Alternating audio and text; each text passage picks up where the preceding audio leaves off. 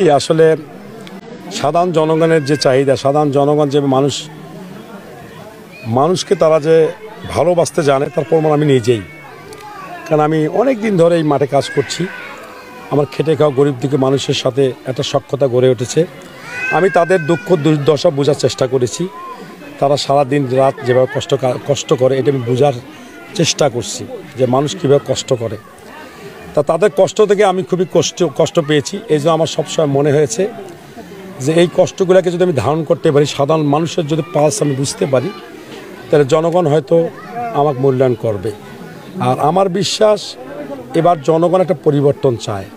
কারণ আপনি যেটা বলতেছেন যে পীরগাছা যে সাবেক যে মন্ত্রী টিপু মুন্সি সাহেব এখানে ছিল, আসলে উনি নামে এমপি হয়েছিল, উনি কামে মন্ত্রী হয়েছিল, এলাকার কোনো উন্নয়ন হয়নি। এই যে বর্তমান আপনি যে রাস্তাঘাটে আসলেন, এটা তো এখন হাঁটতে পারতেছেন। একটু বৃষ্টি হলে এখানে মানুষের চলাচল উপযোগী না।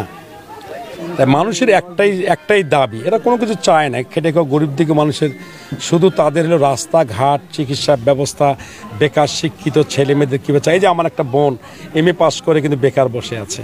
ওর কিন্তু আজকে ও যদি আজকে একটা চাকরি করতো তাহলে অনেকটা ভালো পজিশনে যেত। তা আমার প্রথম চাহিদা হবে, আমার নির্বাচনের প্রথম ম্যানিফেস্টোর যে কথাটা আসবে সেটা শিক্ষিত বেকার ছেলে মেয়েদেরকে কীভাবে কর্মসংস্থান সৃষ্টি করা যায়, এটা মূল লক্ষ্য থাকবে।